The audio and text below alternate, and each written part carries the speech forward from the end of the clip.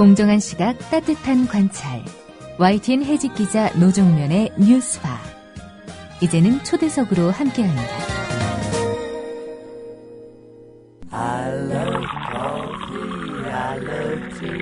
500원으로 즐기는 나만의 커피. 원두 쇼핑몰 헝그리 커피. 최정상급 로스터가 1년 이하 최고급 뉴크롭 생두를 로스팅해 즉시 배송해드립니다. 대량 구매 시 가격이 할인됩니다. 검색창에 헝그리 커피를 검색하세요. 헝그리커피.com. 헝그리 커피에서 원두를 구매하시는 분들께는 차량용 국민TV 스티커 2매를 함께 보내드립니다. 방송 내용을 심의하는 방송통신심의위원회는 방송 정책을 담당하는 방송통신위원회와 달리 민간 독립기구입니다. 그러나 방송통신심의위원회가 사실상 정치심의를 하고 있다는 평가가 나온 지 오래입니다. 공안검사 출신이 2명이나 포진해 있고 이 중 1명이 위원장입니다. 50대 공보부 관료를 거친 언론인도 여당 추천위원으로 참여하고 있습니다. 방송심의의 현주소를 짚어보도록 하겠습니다. 심의위원으로 참여하고 있는 박경신 고려대 법학대학원 교수님 전화 연결돼 있습니다. 박경신 교수님 안녕하세요. 네, 안녕하십니까. 지금 방송통신심의위원 야당에서 추천해서 활동하고 계신 거죠? 예, 그렇습니다. 다른 두 분도 그래서 세 분이 야당 추천으로 활동하고 있습니다. 여당 추천위원은 모두 몇 분이시죠? 6명입니다. 그러면 6대 3의 구조군요. 그렇습니다. 원래는 법적으로는 대통령 3인, 국회의장 3인, 네. 관련 상임위, 그러니까 미방위가 되겠죠. 네. 3인, 그렇게 해서 이제 3인데, 그것을 이제 적절히 나눠서 6대3 구조가 되도록 국회에서, 합의하는 관행이 있는 그런 구조입니다. 네. 최근에 JTBC 뉴스에 대한 심의 때문에 방송통신심의위원회에 대한 관심이 또다시 모이고 있는 것 같습니다. 어떤 계기로 이 프로그램을 심의하게 된 거죠? 이 청취자분들이 이제 이해하셔야 될 게, 네. 방송통신심의위원회에서, 심의 대상을, 고르는 경우는 매우 드뭅니다. 네. 물론 이제 제가 모르는 어떤 활동이 있지 않는 한, 네. 방송통신심의위원회에 심의가 올라오게 되는 것들은 시청자들이 민원을 제기할 때, 네. 심의를 하게 됩니다. 네.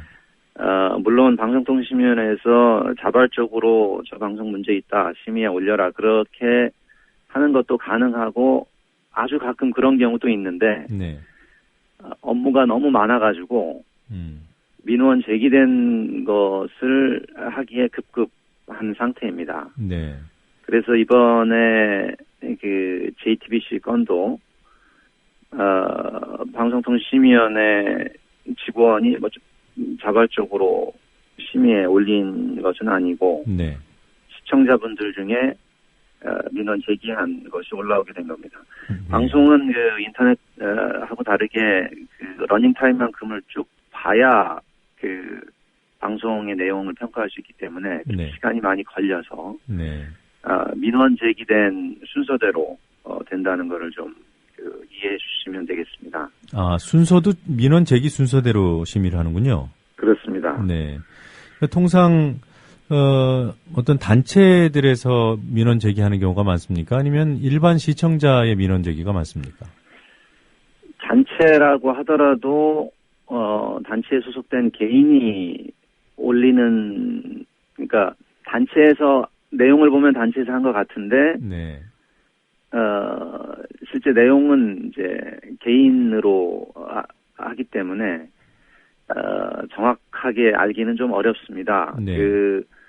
민원 개인이 하는 것이, 표면적으로 보면 개인으로 하는 것이 훨씬 많습니다. 네. 그러니까 이번 JTBC 뉴스 9 이것도 민원이 제기돼서 그 민원이 제기된 순서대로 심의를 하셨다는 말씀이신데요. 그렇습니다. 예. 그러니까 이런 과정을 모르는 분들은 왜 그 상대적으로 이제 개인적으로 판단을 할 때 상대적으로 더 문제가 있다고 보이는 방송도 있는데 왜 JTBC만 가지고 심의를 하느냐 이런 뭐라고 할까요? 의문은 좀 풀릴 것 같긴 하는데요. 그렇습니다. 이렇게 그 민원이 제기될 때 어떤 뭐 방송통신심의위원회에 대한 어떤 세간의 오해를 불식시키는 차원에서라도 비슷한 프로그램 뭐 이런 것들을 위원회가 스스로 심의 대상에 올리고 이런 일은 불가능한 건가요? 어떻습니까? 가능하다고 보이고 예를 들어서 뭐 정치와 무관한 심의 대상들, 네. 뭐 청소년에게 노출시키기엔 너무 선정적인 방송들이라 이런 것들은 모아서 네. 방송통신위원회 직원들이 이렇게 찾아내서 한꺼번에 하기도 합니다. 네. 그런데 이 정치적인 사안들 같은 경우에는 아직 그렇게는 하지는 않고 있습니다. 네. 그리고 그렇게 제 판단, 제 개인적인 의견으로는 네. 그렇게 모아서 하다 보면 너무 많은 심의를 하게 되지 않을까. 왜냐하면 지금 방송국 숫자가 상당히 많아져서 예. 그리고 또 저도 심의위원입니다만 개인적 평가를 내리자면은 훨씬 더 편향되기도 하고 자유롭기도 한 그런 논조의 보도 논평을 하는 방송들이 이제 그런 식으로 네. 모아서 하자고 하면은 엄청나게 많은 거의 매일 심의를 해야 되는 그런 상황이 네. 무슨 말씀인지 알겠습니다. 오는 제보가요. 이런 이제 질문을 드리게 되는 게 제보 자체가 의도를 갖고 제보를 하기 때문에 네. 그러니까 심의를 심의위원회에서 제보들 중에 나름대로 이렇게 걸러서 해야 되는 게 아니냐 이런 지적이 있거든요. 네. 그럼 오는 대로 다 심의를 하는 겁니까? 그게 아주 문제인 것 같습니다. 그게 방송 심의가 가지고 있는 좀 구조적인 문제인데 이 사람들, 시청자들의 성향에 따라서 어떤 시청자들은 관용의 폭이 좀 넓으신 분들이 있고, 네. 어떤 시청자들은 어떤 방송이 됐다는 거를 자신에 대한 모욕으로 느끼는 분들도 있고, 예. 그러면은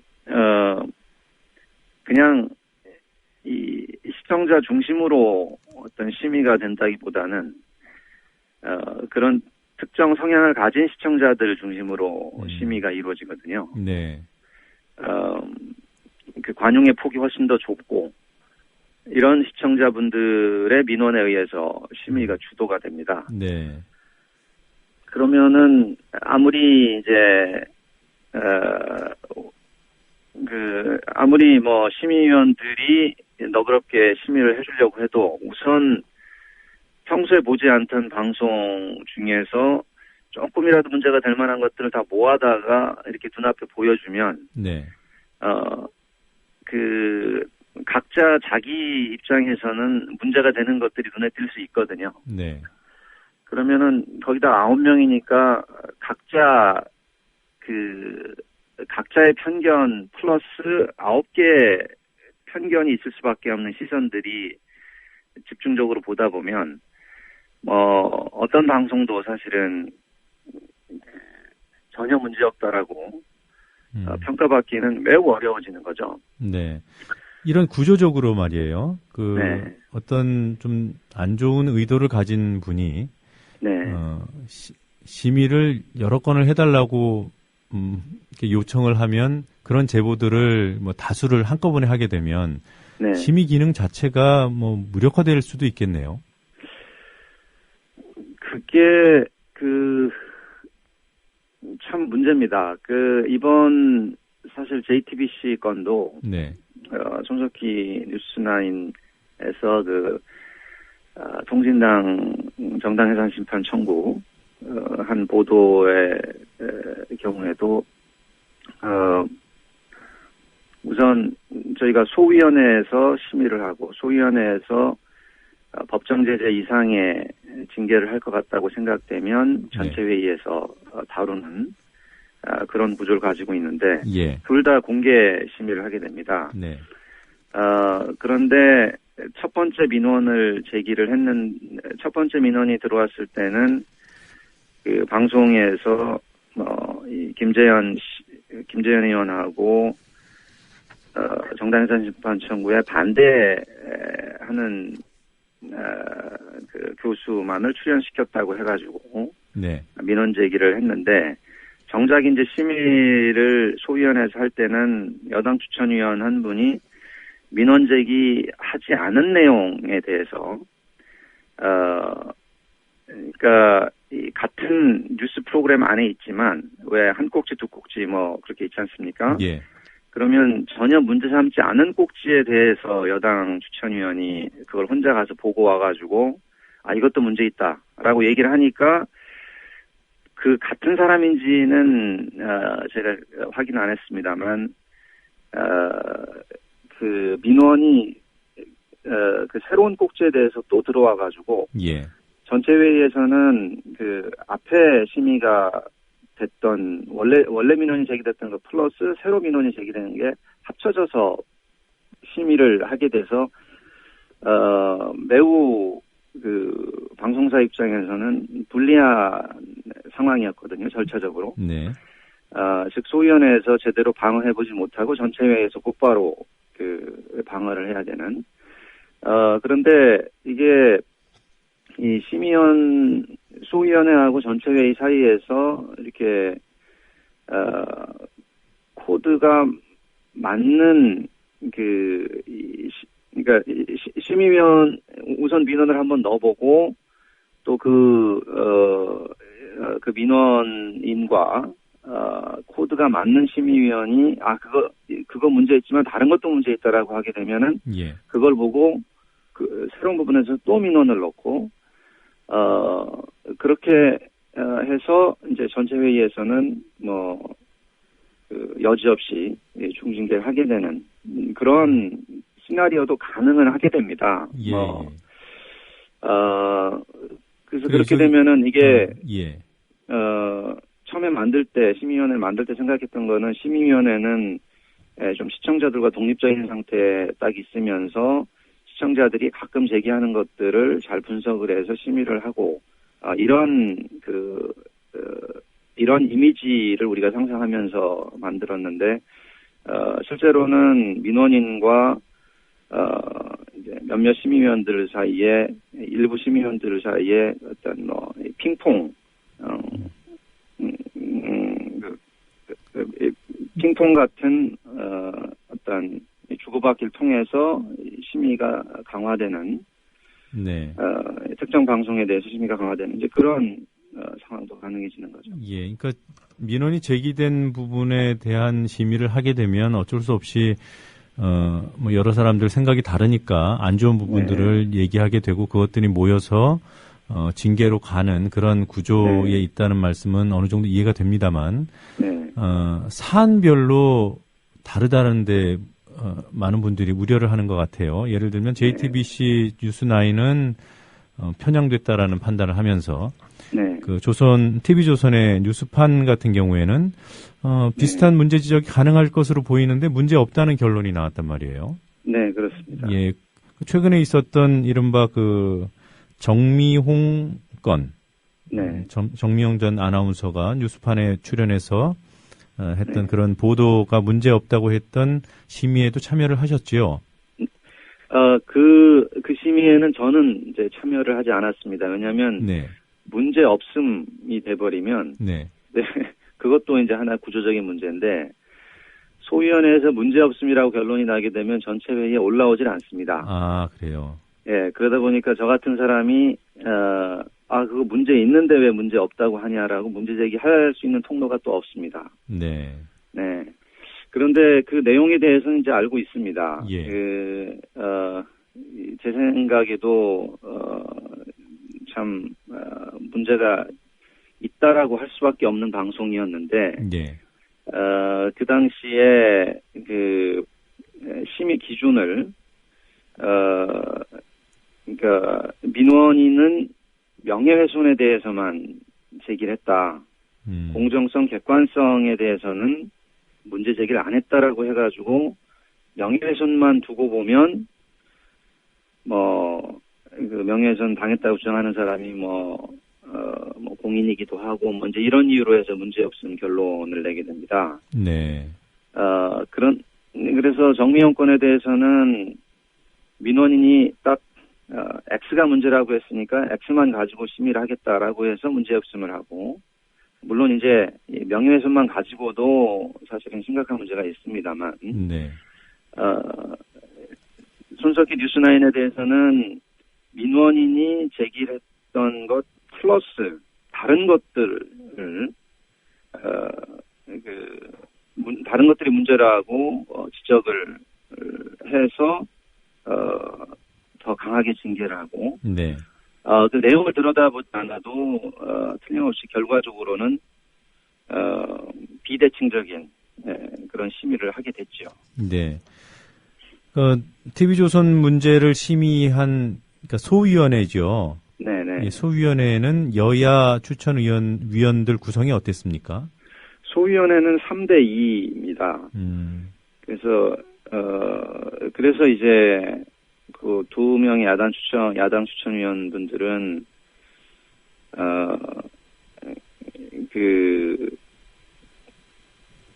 JTBC 문제가 있다고 했고요. 네. 예. 그 뉴스나인에 대해서는 아예 그 심의 도중에 이제 퇴장을 하셨죠. 네. 왜냐하면 항상 민원인이 그것이 심의위원회 숙명적인 문제이기도 하지만, 네. 민원이 제기되면 그 민원이 제기된 부분에서 심의를 해왔었는데 갑자기 이 뉴스나인에 대해서는 민원인이 전혀 문제 삼지 않았던 부분을 들고 와서 그 자리에서 심의를 하니까 네. 그 항의 차원에서 퇴장을 하셨습니다. 네. 그럼 TV조선 심의 때는 소위원회가 정상적으로 열리긴 한 건가요? 그렇습니다. 그럼 3대2로 네. 그 결론이 났겠군요. 저도 정확한 상황은 제가 소위원회에 참여를 하지 않아서 모르겠습니다만 심의를 정상적으로 했고, 네. 그런데 문제 없음으로 결론 난 것을 보니까 2대3으로 3대2로 문제 없음 결정이 내려졌겠죠. 네, 그럼 이 두 건의 최근에 있었던 심의가 계기가 돼서 앞으로 정치 심의로 의심받을 만한 사안에는 심의 참여를 하지 않겠다, 이런 입장을 정하신 건가요? 제 개인적인 저희 김태권 의원님이 그 JTBC 뉴스나인에 대해서 하게 될 때 그 발언을 하셨는데, 제 개인적인 그 의견은 그렇습니다. 정부 정책에 대한 비판을 네. 담은 방송에 대해서는 여당 추천위원 분들이 지금까지 너무 강고하게 이렇게 어떻게 표현해야 될까요? 단합하는 모습을 좀 보여주셨습니다. 네. 그래서 어떻게 얘기를 해도 어떤 토론을 해도 그 심의에 영향을 미치지 않는 그런 상황이었기 때문에 예. 결국에 들러리만 쓰게 되는 것이 아닌가. 결국에는 뭐 반대하는 의견이 있었고 반대 의견까지 수렴했는데도 불구하고 네. 이렇게 징계가 됐다라고 이 규제자 입장에서는 국가 입장에서는 그렇게 자위할 수 있는 그런 들러리만 서는 것이 아닌가 이런 좀 자조를 네. 하게 됐습니다. 예, 지금 심의위원회가 2011년에 구성된 건가요? 심의위원회 구조가? 자체는 2009년도에 출범을 했는데 방송통신심의위원회가 예, 방송심의 자체는 그 전에도 쭉 있었죠. 그렇죠. 예, 80년대부터 쭉 있었는데 이 정치적인 사안 또는 정부 정책에 대한 비판을 가지고 심의를 한 것은 MB 정부 들어서 네, 지금 말씀 나누다 보니까 지금 저한테 질문을 하시는 분도 피해자 중에 한 분이신데요. 네, YTN에서 뭐 대통령 측근을 이제 사장으로 임명한 것에 대해서 방송의 독립성 보장을 위해 해롭다는 취지로 반대를 한 것에 대해서 이제 여러 명을 한꺼번에 해고하는 네, 그런 결정을 하고 그것에 대해서 이제 또 항의하는 네. 그런 취지로 블랙투쟁이라는 것을 했죠. 예. 네. 검은 넥타이를 메고 방송을 하고 한 그런 경우 이제 심의를 하고 네. 심의를 해서 또 징계를 하고 이제 그랬었죠. 네. 그런 심의들이 사실은 정치심의라고 부를 수 있는 것에 물론 이제 그 앞에 MBC PD수첩의 광우병 보도에 네. 대한 시청자 사과 징계 그것을 필두로 해서 MB 정부 이후 들어서 쭉 있어 왔습니다. 네. 지금 2기 위원회 임기가 언제까지인가요? 5개월 남았습니다. 내년 5월입니다. 네. 네. 네. 그러면 지금 그 위원 구성이 만약에 좀 바뀐다면 현재 구조로라도 네. 지금보다는 합리적인 심의가 이루어질 수 있을까요? 어떻게 보십니까? 저는 위원 구성 문제는 위원 구성 문제보다는 네. 위원회 심의 규정 자체가 네. 좀 바뀔 필요가 있다고 봅니다. 우선 심의 특히 양적 균형성을 요구하는 그러니까 논쟁이 되는 사안에 대해서는 논쟁의 양쪽을 균형 있게 다루도록 한 사안의 경우에는 정부 정책에 대한 비판을 제대로 할 수가 없습니다. 예. 항상 언론의 의무가 뭐냐 그러면은 진보 보수 언론 할 것 없이 권력을 감시하고 비판하고 말은 그렇게 하지만 그러면 정작 방송을 하다 보면은 정부는 꼭 정부가 아니라 이제 대기업도 마찬가지입니다만은 어떤 사안을 성사시킬 힘이 있는 곳에서는 그냥 진행을 하면 되거든요. 그냥 예. 침묵한 상태에서 그냥 진행을 하면 됩니다. 정부, 국민의 의견 수렴 그런 거 할 필요 없이. 근데 그것을 반대하고자 하는 사람은 방송이나 여러 언론 반대하고자 하는 목소리는 언론에서 잡아줄 필요가 있는 거거든요. 네. 근데 반대하는 목소리를 잡아주면 편향됐다라고 공격을 하게 되는데 대부분의 시민들이 그러니까 대부분 우리가 정치 심의가 잘못됐다라고 얘기할 때는 바로 그런 상황에서 발생하게 됩니다. 예. 이번 뉴스나인도 뉴스나인도 그렇고 천안함 보도에 관한 심의도 그렇고 국가에서 어떤 결정을 내리고 진행하는 사안에 대해서 국가의 입장은 여러 차례 방송이 되고 여러 차례 다른 통로를 통해서 알려지고 또 정부 각 부처에는 기자실도 다 있고 그런 상황에서 그것에 대한 어떤 비판적인 목소리들 이런 것들 네. 이제 잡아주는 게 이제 언론의 생명이라고 생각을 해서 예. 손석희 뉴스9도 그렇게 한 것일 텐데 그게 이제 편향됐다고 해서 중징계를 내리는 이제 그런 상황은 좀 막아야 되지 않나 생각을 합니다. 네, 이 정도 되면 심의제도를 없애는 건 어때요? 꼭 심의제도가 필요한가요? 다른 나라는 어떻습니까? 바로 이런 그 양적 균형성 문제는 원래 양적 균형성 문제가 미국에서 처음 시작된 양적 균형성을 요구하는 심의가 미국에서 1930년대에 시작을 했다가 네. 그 당시에는 그 매체 수가 한정돼 있고 그래서 사람들에게 큰 영향을 줄 수 있다라고 시작을 했다가 1980년대 들어서 케이블 TV가 생기면서 매체 수가 많이 늘어서 네. 개별적으로 뭐 편향된 방송을 한다고 해가지고 방송을 하더라도 시청자들이 어떤 방송을 볼지 선택의 폭이 너무 넓기 때문에 네. 필요 없다고 생각해서 양적 균형성 심의를 중단하게 됩니다. 네. 저희도 사실은 저희는 지금 인터넷 시대에 들어와서 매체 수가 훨씬 더 늘었죠. 네. 그래서 양적 균형성 심의는 좀 없애는 게 옳지 않나 생각하고요. 네. 그런데 심의 자체는 예를 들어서 청소년에게 유해한 방송을 청소년 보호 시간대에 하는지 네. 이런 선정성 심의는 할 필요가 있지 않나 생각을 합니다. 물론 네. 이제 그런 심의 같은 경우에는 선정성 심의 같은 경우에는 오히려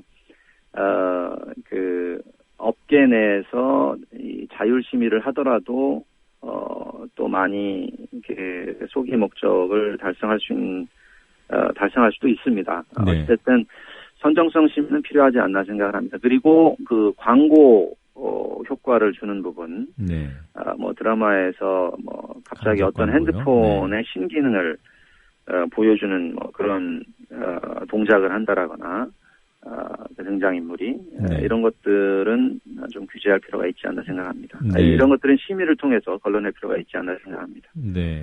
그러니까 심의제도는 청소년 보호의 목적 그리고 또 불필요한 간접 광고를 차단하는 그런 목적으로 운영을 하고 정치적으로 민감할 수 있는 사안에 대해서는 아예 심의를 안 하는 것이 합리적이지 않겠나 이런 의견이시군요. 네네. 네. 잘 알겠습니다. 오늘 이른 시각에 인터뷰 응해주셔서 고맙습니다. 네, 감사합니다. 네, 지금까지 방송통신심의위원회 위원인 박경신 고려대 법학대학원 교수였습니다.